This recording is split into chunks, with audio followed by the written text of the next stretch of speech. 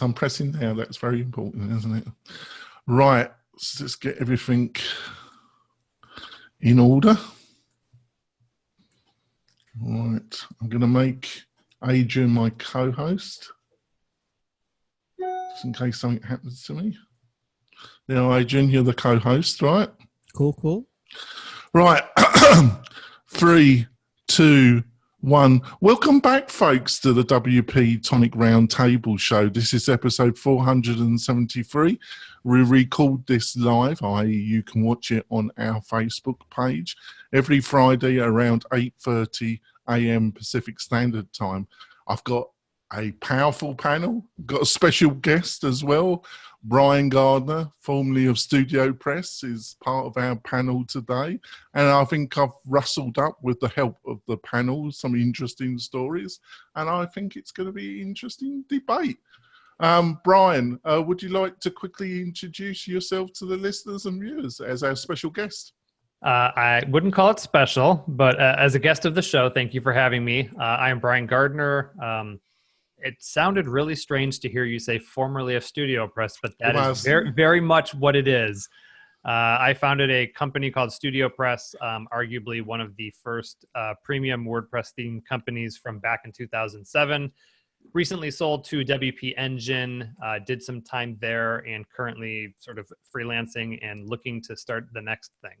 Oh, that's great. And I've got my co-host, Adrian. Adrian, would you like to introduce yourself?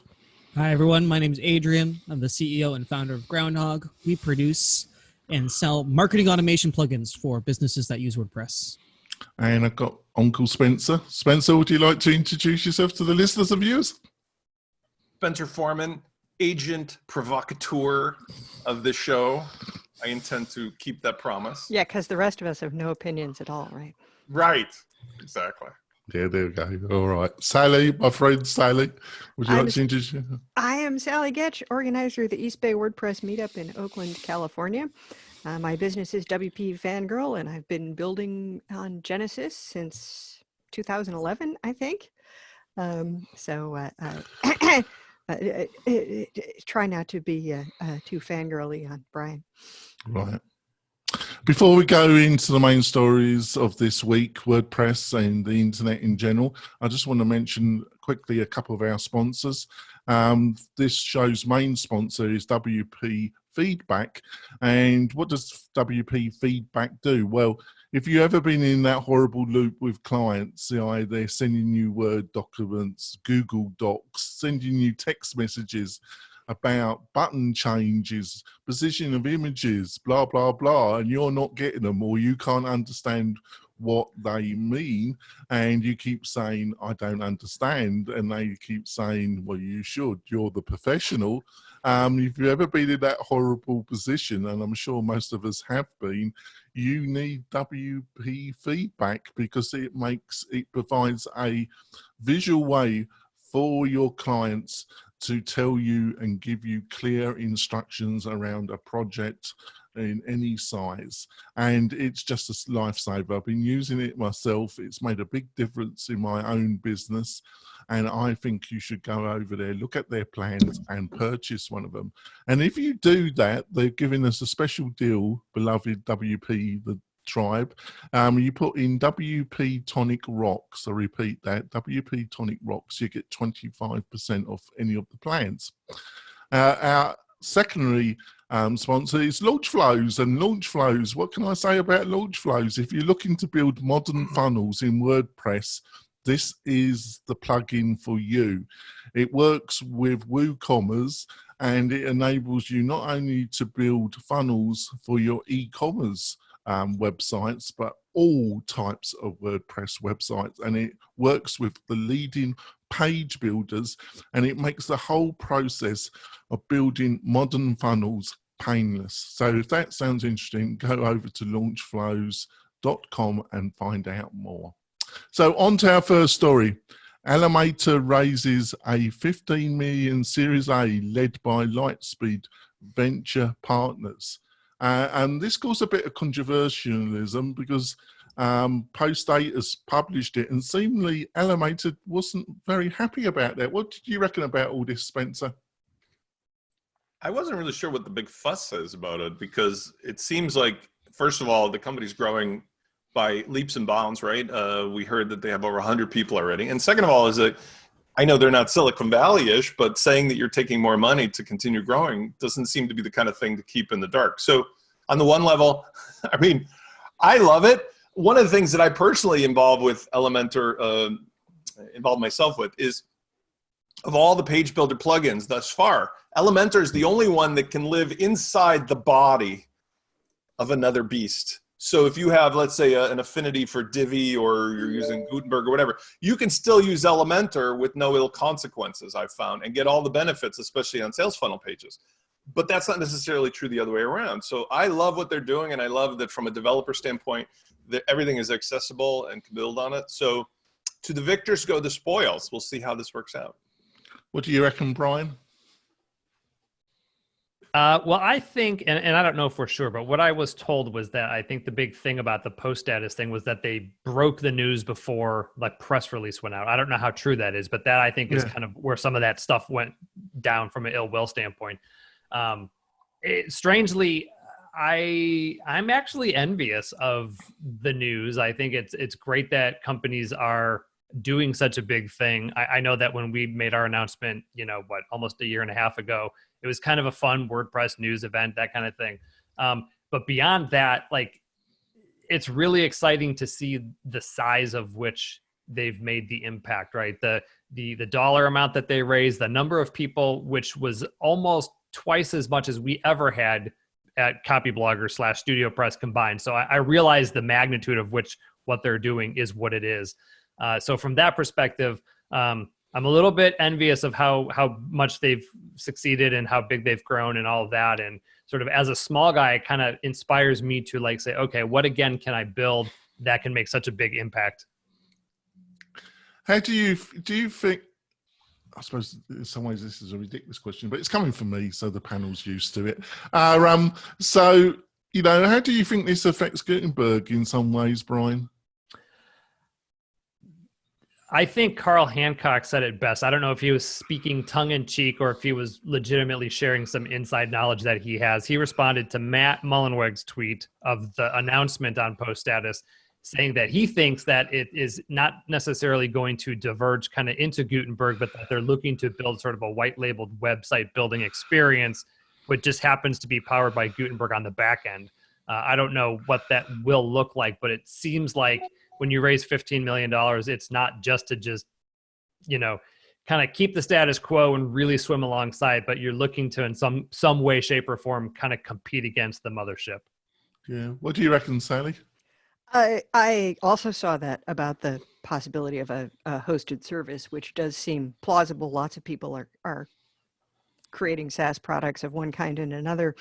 And, I heard about this first in the email that I get from post status, which was, the first I heard of either the announcement or the controversy about it.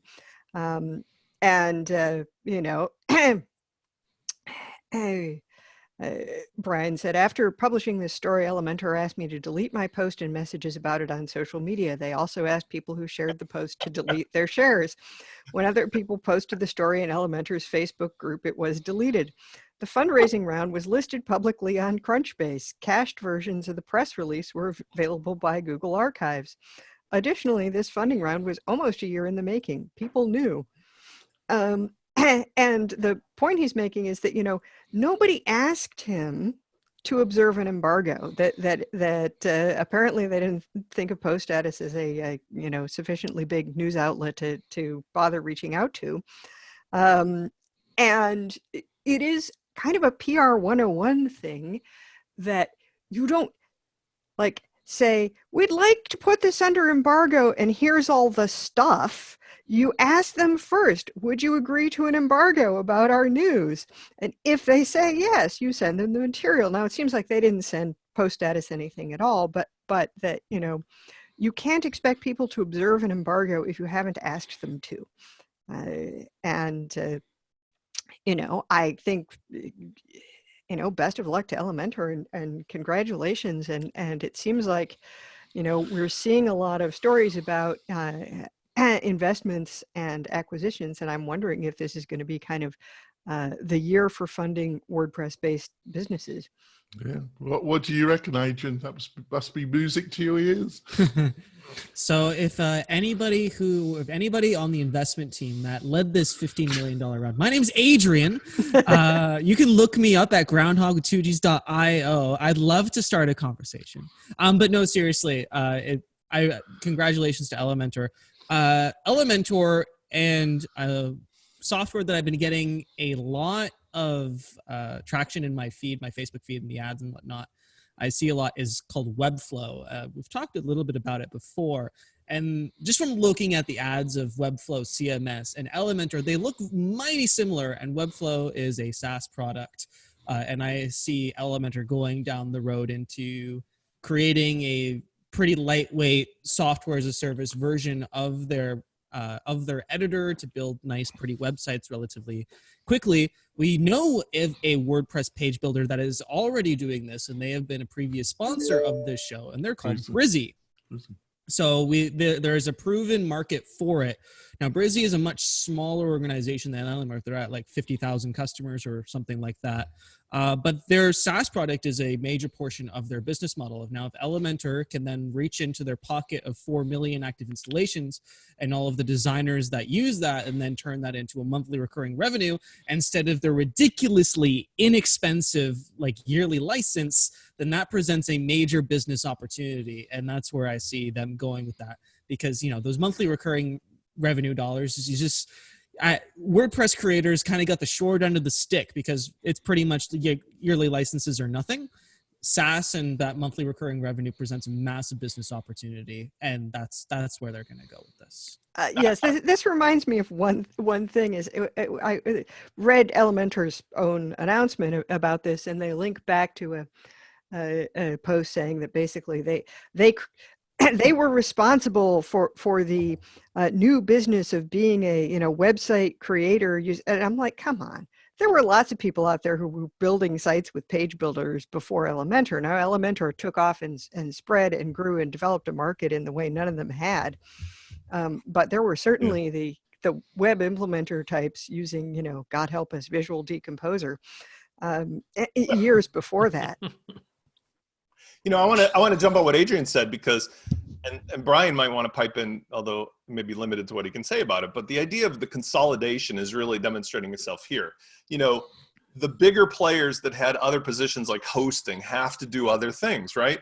The WP Engine team making their acquisitions, GoDaddy, you can talk about what's happening or not with Liquid Web. There's all these players moving around, but at the heart of everything is the same catalyst, which is, we don't know what Automatic's going to do, but clearly to stay pleasing to their investors, they've got to make a monthly recurring revenue model that makes sense. At the same time, they're hamstrung by the open source. So in the open source space, like I've been harping on, it's all coming down to a stack of stuff. And I feel that fair is fair is fair. Everybody is gaming for what is the stack of stuff you're going to get if you have a relationship with me. Like, is it Netflix versus Disney versus Spotify versus whatever? Well, I see it here. I have my own versions of it where, you have 5 plugins and that's the core. Now, if a company wants to offer those 5 things or whatever their particular take on it is for $30 a month, and in return, you don't have to pay $1,200 a year for your WooCommerce licenses or God knows all the other plugins. That's the logical outcome of all of this. So my personal prediction has been consistent, and I'm going to double, triple down on it, which is the open source model is going to continue, but it's going to move to a model of each player is going to offer their own, you get everything in one place with hosting for X number of dollars per month. And once those players define themselves, then it's going to be another similar race to the bottom for who's doing that right now? WPMU Dev is doing that right now with their own stack. They have like essentially their own recreations of every plugin, form, security, caching, like the whole shebang hosted on there. And God help you if you use any of them. But there's a difference. I mean, but it exists. Hold on, you are right. And James Farmer has talked about this, and I love James's whole attitude. But the big difference between WPMU and this is I'm referring to brand name bundling. So WPMU has acquired certain plugins like the Shmush It and so forth, and that's great. But for the most part, you kind of bought into their own cult, which was fine, of like the whole panel and, you know, they're hooked into your life. I'm referring to more of, screw it. We'll make licensing deals with all the authors. Those authors, you and I have talked about this, Adrian, those authors will get full-fledged credit for their product, for their sales, for whatever, but they're being packaged together, just like how BMW buys name brand audio components and mufflers and wheels, and it's like, you know, the hopped up version with whatever. That is the model that I see happening for most WordPress retail. Funny enough, Spencer, I know a company that specializes in the support and building of learning management systems and WooCommerce. That's funny enough done something very similar, Spencer. Exactly, but that's the point. The point is that this is like gravity of it takes the same effect on everything. It all pulls it into the middle. It's unavoidable to anybody in the space to think that we're going to continue with a model of people will browse the repository randomly, then they'll buy a premium license for 10, 12 different plugins and pay $1,000, $2,000 a year, when everybody else is going to be like, hey, $49 a month and you get everything plus hosting in one package, plus we know how to support these 5 or 6 things. That's the logical outcome, just like we have for, like I said, media. You go to Netflix, unlimited stuff. That's the model people want in our economy. They don't want to buy a la carte stuff anymore. So whatever the outcome may be, the difference will be, is it white label? Is it brand name? You know, Costco, which I love when I leave the house. I love how Kirkland takes the retail product. Spencer, you leave the house? Occasionally. Exactly. When they offer a product with their brand, first they put it in there as the, you know, original brand. And if people love it, they go, oh, we make a deal with those people, put our brand on it, and now you can get your bacon from us instead of Hormel or something. Anyway, long story short is I think that this encompasses a lot of the other topics, which are where are we going to be? And then Elementor's competition, you both pointed this out. Gutenberg is well-intentioned, but it doesn't even come close to what you can do with any of the real monetized page builders like Elementor. And now that they've got the money, why is it that the table shouldn't be turned over the other way? That Elementor just thumbs its nose at Automatic and says, like, we don't need you. We can do the hosting. We can do the plugins. We got the relationships. We're in a good position to just get all the recurring revenue every month. There you go. All right, on to story 2. Reddit CEO says TikTok is fundamentally parasitic, cites privacy concerns. What did you reckon about this one, Adrian? Are you just starting with me because I'm like I use TikTok the most out of everybody here? Exactly. Oh, I didn't know you did that actually. Do you? Right. That's interesting. That's right. That means that his stereotyping was accurate. Yeah. Do you use it? I just watch stuff on it. I don't post anything on it. It's great. It's great for short, good quality, funny stuff. Does anybody remember Vine? Yes. Because it's basically Vine. Like that's what it is. It's just been rebranded and now it's owned by a Chinese corporation, which is where a lot of the privacy like concerns are certainly coming from. Because you know, any corporation owned and operated in China is basically, you know, got a government office in the far corner, you know, keeping tabs on everybody and making sure that everything's done according to the agenda and whatnot. So I didn't get too like much. Facebook had no CIA ties when it started out or anything, you know. we wouldn't do any of that in this country. No, absolutely not. Certainly none of the. Oh, certainly not the nice Canadians. Certainly not the nice Canadians. No, not the nice. We got CSIS is a joke in comparison to some of the other international organizations out there. Regardless of the point, if you're using any free platform, if the platform is free, it's not the product. You are the product, and that's no different here. TikTok's revenue model is based on advertising, and they're using this really fun method of tracking in order to pinpoint exactly what you watch in order to serve more of it. Something interesting that I can point to anecdotally is that I get a lot more videos about rednecks and their trucks.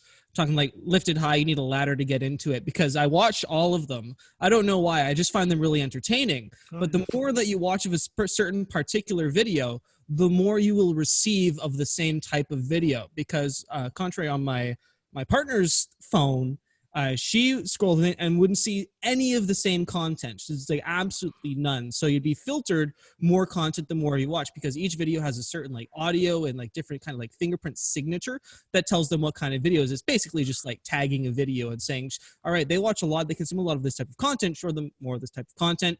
Netflix does that as well, you know, newsflash. So that's just kind of the thing that they're doing. Everybody does that type of thing. So don't be surprised if on a free platform they're tracking your behavior in order to, you know, sell more ads and show you stuff that you're actually going to connect with. If the product is free, you're the product. All right, Brian. First of all, Brian, do you use it? Secondly, what kind of videos are you all seeing on a regular basis? And thirdly, what did you think of the story in general? You know, it's funny. Adrian's like, yeah, I knew what TikTok is. And like the rest of us were like Googling, what is TikTok? You know, what is this new thing that they're doing? I actually know very little about it other than I've seen some teachers and some things do like some dance moves and pointing to things. That's about the extent of it that I know. I'm a little bit, you know, antiquated when it comes to stuff like that. And I usually digest all of my or consume all of my interesting video stuff on YouTube just because I like that. So to Adrian's point, the reason I do that is because YouTube continues to feed me recommended videos on greatest throws from the outfield in the major leagues and Taylor Swift videos, because that has become a newfound thing. Well, no Starbucks videos. I don't watch Starbucks videos. There's nothing interesting there. But every single night, I probably spend an hour to 4 on YouTube, just kind of mindlessly kind of unraveling the day. So for me, like the TikTok thing, just like what he said, you know, all of these big platforms are kind of eye in the sky and watching you, unless you're like really paranoid or really want to close yourself off publicly. There's only so much you can do, you know, with privacy and stuff like that. If he said, if you're on the platform, someone's doing something with your information, and you know, if the worst of it for me is serving me up videos that I would have to go search for, then fine. You know, it's the identity theft stuff. Like that's the privacy stuff that really, you know, is problematic. And you know, I don't know if that's a TikTok thing or not, but so the news for me was kind of whatever. I'm like, okay, it's this thing that's out there, much like Vine. Maybe it's gone in a year from now. Who knows? Yeah. So, Spencer, why do you think the Reddit CEO got so ticked off with TikTok? Because you could say the same about all these platforms, really, couldn't you? I mean, I have a couple thoughts on this. First of all, as far as the funny part of reading the story, this is the feigned outrage at the people who violate your each and every moment of privacy, going on complaining about other people doing it better than them. I mean, to hear Sheryl Sandberg whine about how they're violating your privacy. That was pretty funny, although, I mean, just reading the headline, it's like, hello, Reddit is a complete cesspool. It's like you have any moral grounds to complain about anyone? It's outrageous. It's outrageous what this company would do. I'm just like, come on, really? Like, do you look at yourself in the mirror when you're saying it? But listen, she's got a job to do. She's got to say what she's got to say. Does she have to open her mouth? Well, the second takeaway is, you know, even though we were joking about it before the show, I may be a decade more older than Brian, but even at that point, those of us who have kids and other things, Adrian, sorry, I'm saying I saw this app. I know what this app does. I know my kids have it. My girlfriend's kids have it. I saw it. I'm like, yeah, I don't really need to see 3-second videos rolling through a stream all day long. I, like Brian, love my YouTube Plus or Premium, whatever it is, because it's not perfect, but it sends me a never-ending stream of the things that I keep watching. And I notice it shifts over time, but that's plenty of action for me in one day. Like, I can't spend any more time watching that. To do this, and I would just be, I don't know why Gary Vaynerchuk feels it's important to recommend to businesses that they bother making TikTok videos. But if you want to chase that action, good for you, because I'm old enough to have seen it come and see it go, like flash banner ads and everything else. I'm willing to sit this one out. But the final thing is just everybody wants to chase the latest and greatest, whatever you call it, outrage, or the latest and greatest, like, trend. This is like bell-bottom pants and avocado appliances, and it's like we're talking coronavirus now. I've witnessed myself that these kinds of stories are just don't bother wasting much time on, because 5 seconds from now they'll be on to the next thing to keep your attention. And I think that's what it boils down to, is go back to your basics for your business or your own personal life. If you love this kind of thing, install it, except that it's going to violate your privacy. If you don't, Exactly, but it was the comments, and like you said, like Sally's just said, Red Edit really complaining about anybody. The cesspit, one of the cesspits of the internet. What do you reckon, Sally? Right. So, I mean, apart from that, I'm one of those people who would pretty much run a mile before breakfast to avoid watching video.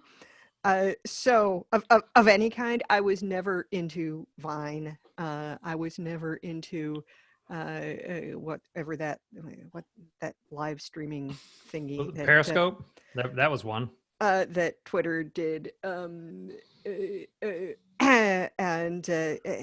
So there's no danger I'm going to be installing TikTok on my on my phone.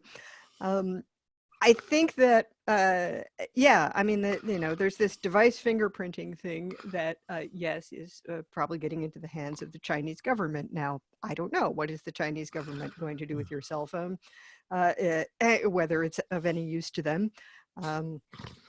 It may not be. But yes, it really does seem like, oh, they found a way to track you that's better than the way that we found. It did seem a bit like that. A little sour grapes. Yeah, It's like, just a tinge. I am just gonna complain about my competitors doing this stuff, because they're my competitors and I hate them. Yeah, my shareholding relies on them not succeeding. Right, we're going to go for a break, folks. We're back with some more stories. Like I say, we've got a great special guest, Brian Garner, joining us. God knows what he's thinking of this so far, but he seems reasonably happy. So we'll be back in a few moments. We're coming back. We've had a discussion about Elementor, why the CEO Red Edit don't like TikTok. Never even bloody heard of it before I found this story, but there we go. But one of the panel uses it. There we go. On to the next story. After the acquisition, Flywheel in the new year. So I thought this might be a little bit of interest for Brian. What did you reckon of this one, Brian? So the acquisition of Flywheel announcement happened shortly after StudioPress, and then of course WP Engine acquired Atomic Blocks and Array Themes and all of that. When I saw this in the stream, I was knocked over, almost dead in my tracks. I knew nothing about it, nor should I have, because I'm not on their team, not employed by them or whatever. So of course the privacy thing there was a thing. I certainly didn't see it coming. I'm happy about it in a strange sense. What I love most about it is what seems to be their decision to leave the brand intact. I think that's an absolutely brilliant decision. I think they realized when they bought us at StudioPress, they bought into the brand and the community and sort of the loyalty, as we've seen within WordPress, whether it's Divi or Elementor, there's zealots out there, right? There's warriors for these little smaller brands. And so we experienced that. And I, as a founder, appreciated that that's what they bought, and they told us that's what they bought. So when I saw the Flywheel acquisition, I was hopeful that the consistency in their approach to this acquisition and growth model was to be a house of brands and not a branded house, right? At some point, I was concerned WP Engine is going to take over StudioPress and they're going to be called WP Engine Themes, and I thought that was going to be a disservice to their future. They chose not to do that. And so with Flywheel, as a designer, I think a lot of people felt the gist of what I heard from the community, and to a very small degree myself even, a lot of people were kind of ewed out by it, right? Because WP Engine is more of a corporate-y agency style of doing business and servicing those types of folks. And Flywheel is always like the safe haven. That's where the designers hang out, kind of the crunchy kids, the ones. And so I feel like that to some degree, there was a little bit of that where they're like, oh no, they're going to come in and ruin the brand kind of thing. I have not seen it yet. I have seen them more or less leave it alone. In fact, I did actually move all of my sites once they made the announcement from WP Engine over to Flywheel for two reasons. One is their UI. As a designer, their UI is just so much slicker. I just love the UI. I love being inside of my dashboard there. And also because at the time, the plan that I was on offered 10 sites versus the 5 that I had. Now, to my disgruntlement, literally like 3 days after I moved everything over, that's when WP Engine announced, now they're going to bump from 5 plans to 10 plans, which would have been the exact same thing.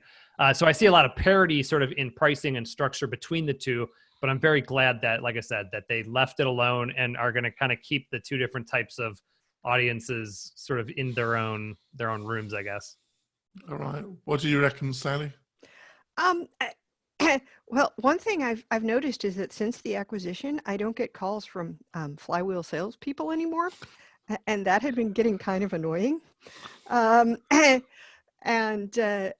I do. Well, we all know why you were getting a lot of sales calls beforehand.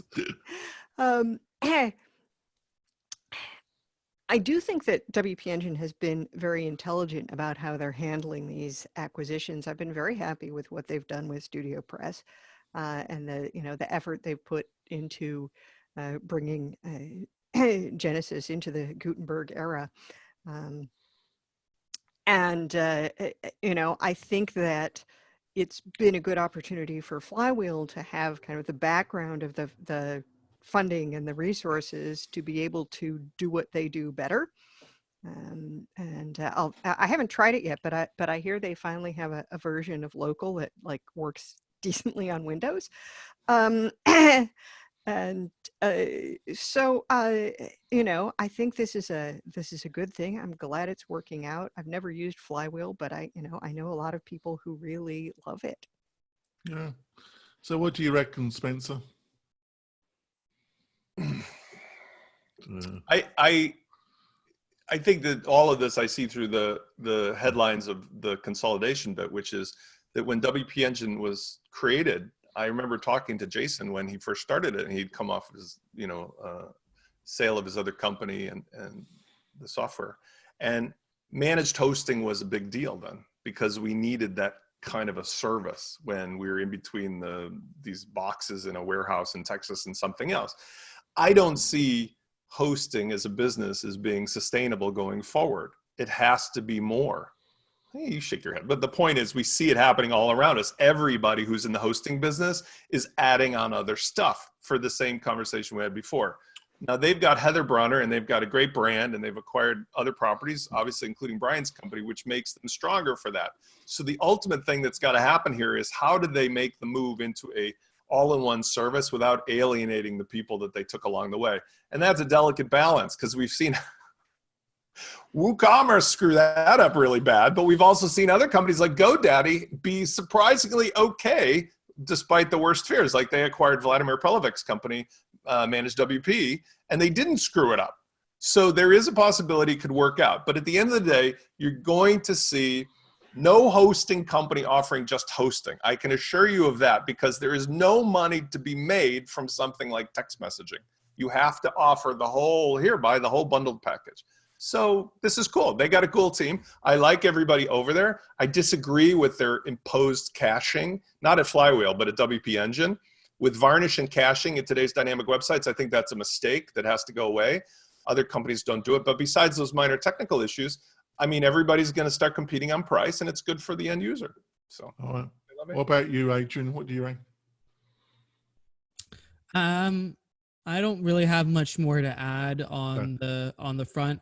It's, consolidation, and, WP Engine is like a massive organization at this point. They'll acquire whoever they want in order to bump up the bottom line and provide a better experience for their customers. I think on the whole, that Flywheel customers got the better end of a bargain here. The investment that WP Engine has been able to put into Flywheel has certainly been felt by a lot of their customers. And it wasn't the disaster that some people thought or predicted that it would be. They are still their own entity. They're still like their own service, and they're just merely operated and financed by WP Engine. So all in all, I don't think this is... I think if this were to happen again under similar circumstances, everybody who'd be involved would be a winner. All right. Well, on to the next story. This came from John Locke. I was having a chat with him yesterday, and he was going to try and come on the show, but obviously he didn't make it. But he said he come across this. Somebody sent him this Twitter, and it was about WP forms, and seemingly that if you're paying for it and your subscription runs out, your WP forms stops working. I've never heard of this one, but I read the Twitter feed, and some people were pointing out that under the GPL, there's no real coverage of this. What do you reckon about this one, then, Adrian? I came across this tweet on Twitter, and I thought it was interesting. Syed Balki, who's who's the WP Forums guy and has a significant number of other amazing, frankly, WordPress products out there. In a recent update to their WP Forums Pro product, if your licensor, one had their license expire and they captured this when new so it shows you a screen preventing you from going to the edit page with an option with a button to say renew now. It specifically says verbatim, I'll just read it out. Heads up, your WP Forms license has expired and active licenses needed to create new forms and edit existing forms. It also provides access to new features and add-ons, plugins, updates, including security improvements and our world-class You support. gotta be joking. Button to renew now and button to learn more.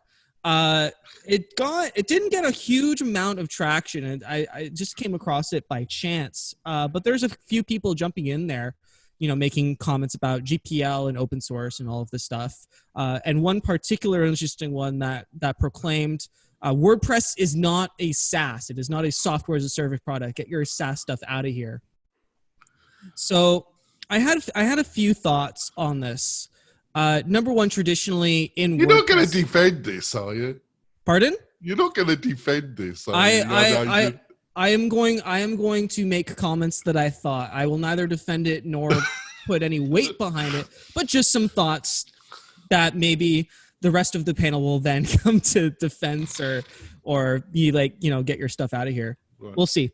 Right, off you go. Young Agent, off you go. So a couple thoughts. I am a premium plugin developer. I sell a lot of premium stuff. And piracy and usage without a license is an ongoing issue that anybody in the product space for WordPress will be very familiar with. Most of the issue comes from anybody in the product space for anything, because of course, closed source software is pirated all the time.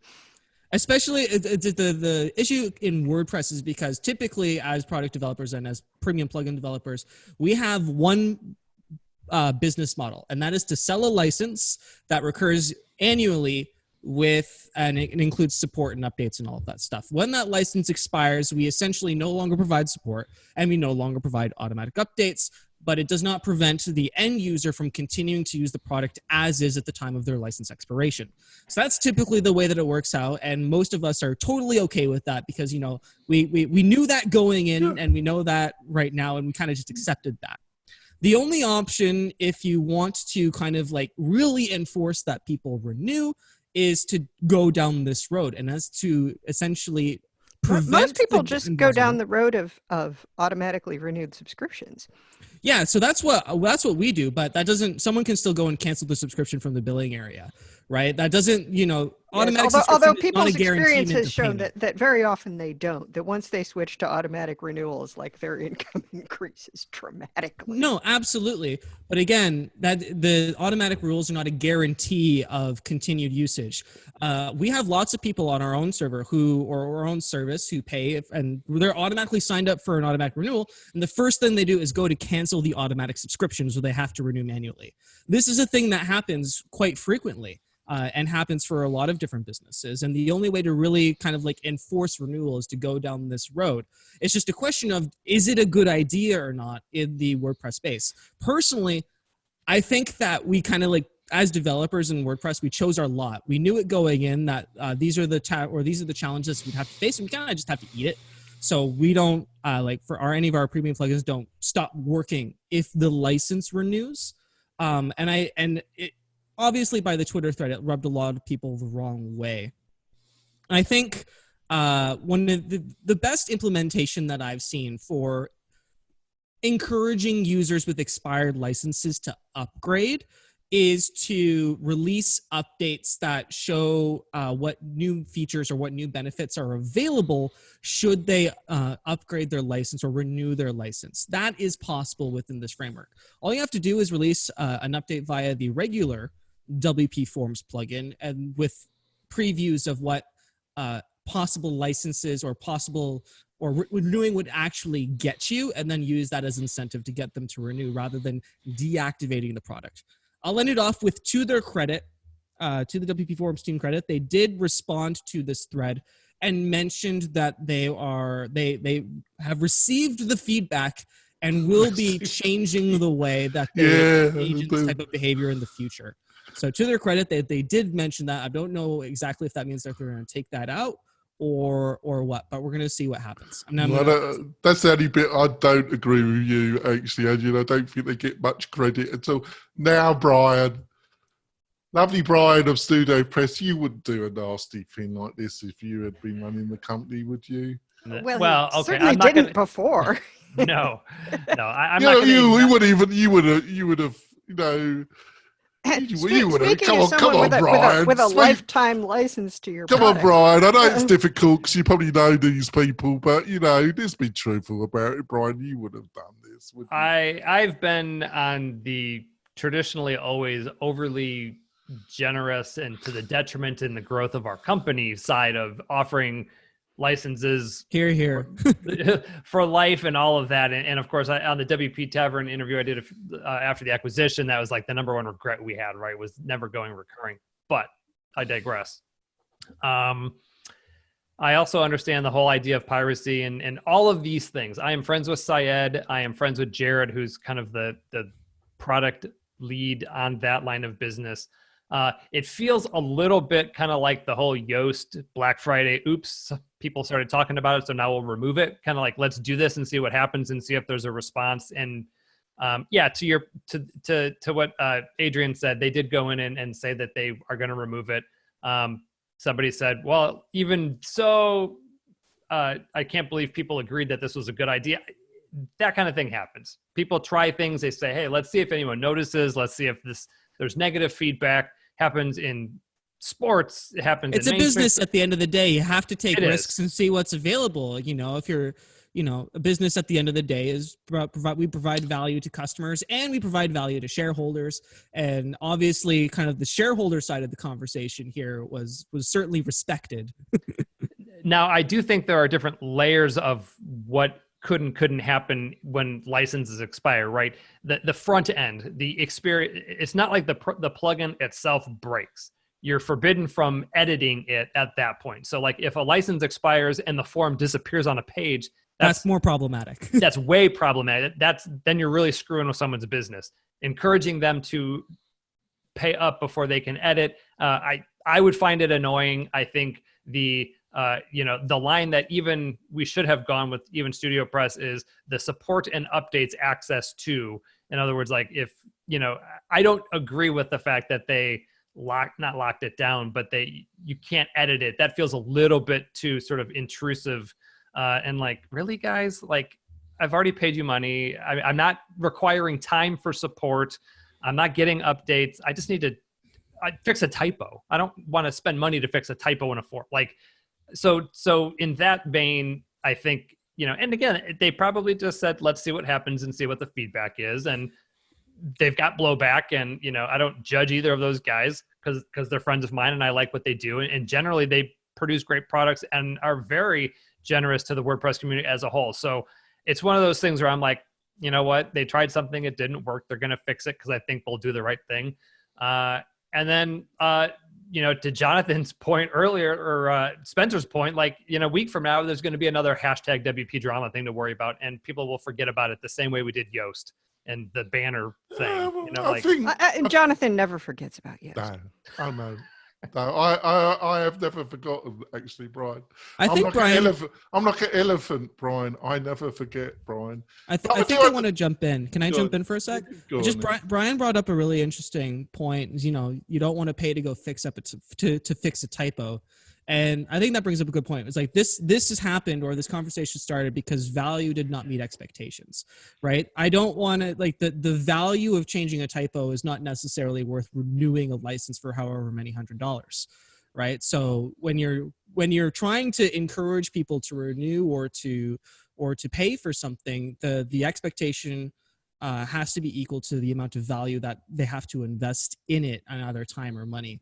So the reason that this is a problem is because the value of editing and creating new forms for this particular person is just not equal to the amount of money that it costs to renew the license. Mm-hmm. So there needs to be some sort of middle ground there. And usually for WordPress, that's in terms of support and updates. And I got one more thing I'll say on this, and then I'll let others speak, is my guess is that there's a juggling act of who will we alienate by doing this and who will just pay it to solve the problem. In this case, if this were me, I would just say, okay, I'm just going to go build another form and do another. I'm not going to spend $100. I'm going to go get Ninja Forms for free, and I'm going to set up my form, and then I'm going to not have to deal with this. There are probably a lot of people who, and this comes like when you register like a domain, and then like 3 weeks later, you get solicited by somebody who saws you register a domain and says, hey, we can help protect this for you for $500. There are people who pay that because they don't know any better, right? There are people who will say, oh, well, I guess I'll just hit renew or put my credit card back in, and they'll get the transactional sale from that again, and potentially therefore. So it's a juggling act. Like, you know, we may piss off 1 or 2 people, but if we get 10 people to pay, it's worth it. In, you know, not justifying that line of thinking. I'm just saying from a business perspective, there's probably a degree of that. How big will the blowback be? Is how much beneficial to it, you know, to us? How long will it take for the next hashtag WP drama thing to start for that people forget about this and we can kind of just like wash our hands of it? Yeah. Before I throw it over to Spencer, I understand what you're saying, Brian, because these are people that are friends of yours. But I've got to tell you, Brian, I feel a little bit stronger about this than what you do. I think it's pretty iffy. And I think it's, you know, for the casual users, it will be soon forgotten. But other people that are more observant, I think it really has damaged their brand to some degree. What do you reckon, Spencer? Yeah, I mean, those points are in line with my thinking, but I take a different angle on this. First of all, this is just an example of how they are selling something that is not what it appears to be. It was always true, but people just assumed it was something else. What they were always selling from day one was 2 things. One is the plugin that makes the stuff. 2 is the service that allows you to continue making the stuff. As soon as you bought this plugin, while it was true you got a plugin, anybody who has seen this rodeo before, myself included, was like, wait a second, this is requiring me to be always logged in and phoning home to store stuff. It was always a SaaS service. Where they fucked up, sorry for my French, is they tried to slip one past the goalie at the end, whether it was intentional or not. And I do believe Syed's motives are very clear. I don't really think of all the people we've talked about, Syed's company would be one that would try to do it. It was more a negligence, but it exemplifies the bigger problem we have going forward in WordPress, which is nobody other than Matt Mullenweg and Automatic was allowed to get away with a phone home plugin in the repository. This is one of the first examples of one that sort of complied with the GPL, but really didn't, because it was always requiring to phone home. Where they made their mistake was coming out of the gate, seeing whether or not, well, will people notice that they're cock-blocked from using their own stuff? And I think that was a problem, because nobody will forget this. This will now set a new line in the sand for anybody going forward looking at Syed's products or other products. They're going to be like, wait, am I signing up for a relationship here? Or am I buying a plugin? Because even at the expense of 6 or 12 plugins for $1,200 a year, at least you know that I never have to pay again, and I'll be stuck with grandmother's Oldsmobile, but at least I own it.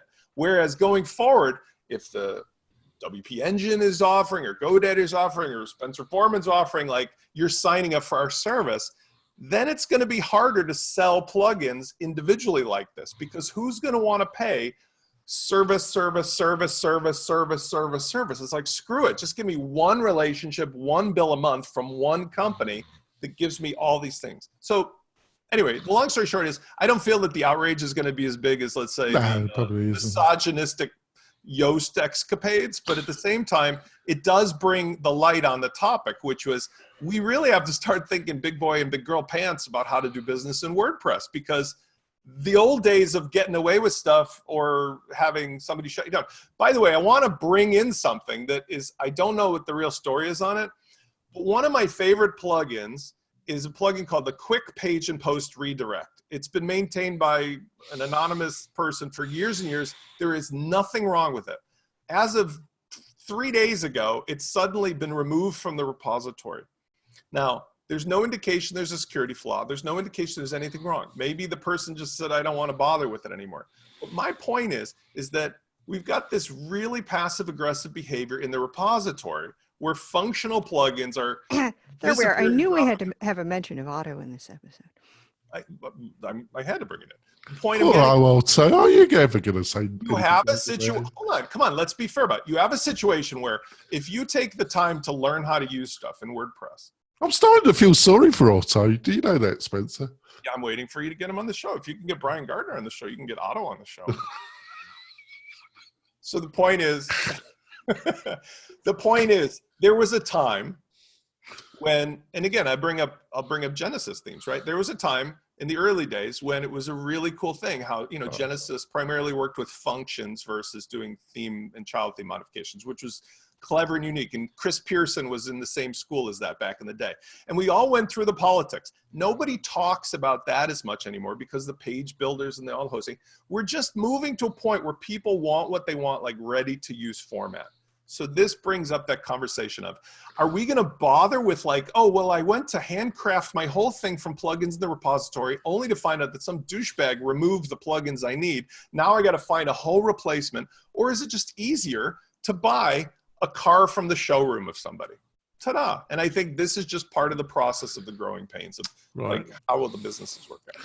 Right. Diplomatically, Brian has said that he's got to go soon. I think he's saying he's got bored, actually. You should have realised, Brian, we waffle on for over an hour here, Brian. So you should have realised that. Yeah, Yes, I'm sorry about that. We are coming to when we usually end. Yeah, I might be better, actually, Brian. So if you have to disappear, but I am going to try and end things in the next quite quickly. So I think we're going to end there, actually, because Brian has been very diplomatic and we respect his time. Have you got a recommendation at all, Brian, for any product service that you want to recommend to people? Oh, wow. Putting me on the spot. I really don't. I mean, we talked about the consolidation of it all, and things are ever shifting and ever changing. Obviously, I put in a plug for WP Engine and Flywheel hosting. I use them. They're great companies, StudioPress and Genesis, and I have some intel on kind of the direction of where all that's going. And it still is stable and solid as it's ever been. So that's my path forward, at least from the foundational side of things. It must be nice, obviously, you got the money side, but it's still nice to be able to say that after you sold something to somebody, isn't it? Mm-hmm. It is. I was pleasantly surprised with my experience in all of that. So Adrian, got anything you want to recommend to the listeners and viewers? I'm scouring and looking for something. I don't have much. I will recommend this provocative thought piece that's been a little bit of a conversation topic recently. It's a Justin Tadlock piece from the Tavern about mega caps and WordCamp. And that's been a heated topic this morning on Twitter, and I found it. Yeah, I was gonna add that, but I just couldn't get my head around it, really, Adrian. It's a bit heavy for our show, I think, too, because there's tons of people in the WordPress community. There the are diversity certain is risks massive. about Jonathan and his opinions about course. Yeah, it's that's how we this is the talking about this article is how we get canceled. So yes, well, if we start talking about the president, we don't know what will happen to Jonathan. He might have convulsions. But I would recommend that whoever hasn't kind of like been part of this conversation, go have a look at the piece. It's not a biased piece. It's, well, I mean, of course, it's a little bit biased, but he doesn't take a political stance, which I find refreshing. Put the link in. I did. I put it in there, and I enjoyed reading it, and it's thought provoking, and I think it's worth a read. Uncle Spencer, got anything to recommend? There's a handy plugin, the Easy Theme and Plugin Upgrades plugin. What it essentially does is it allows you, if you have, let's say, updates that you make frequently from other sources and from the repository, you don't have to delete or disable what's there. You could just throw the new thing and it archives and replaces it automatically. Very handy, especially when doing a lot of construction for clients and stuff. Yeah, put that into chat. That's fantastic. Sally, got anything you want to recommend to the listeners and viewers? Yeah, since we're coming to the end of February, I want to recommend 28daysoftheweb.com. And what it is that they have showcased a different Black designer, developer, web person every day for the month of February. And by the guy who does the Revision Path podcast, been doing it for years. And there are some people in the WordPress community who have been interviewed for this. But also, if you are interested in making your company more diverse and you've been living in the white bubble, and so you have no idea where to find people of color to start including, it is a great place to look to find out about who's out there and what they're doing. Oh, that's great. I think we're going to wrap it up before Brian falls asleep. But there we go. Sorry, Brian. You grins at my little joke. He's got to go back to Starbucks. He's got to go back to Starbucks. He's got to get out here, hasn't he? Thank you, panel. It's been a great panel. If you want to support the show, go to the WP-Tonic, sign up for a newsletter. I've got to send it out over the weekend. It's in a new format. It's going to be heavily about WordPress with loads of the recommendations from the panel over the last month, and with some leading articles about WordPress. Also, anybody that joins this month and in March, at the end of the March, I will be announcing on the last show of March, which is going to be a round table show, a winner of a prize up to $100. Anybody that signs up for the newsletter in the end of February and March. We'll see you next week, folks, with another great panel show. See you soon. Bye. Bye, everybody. Bye.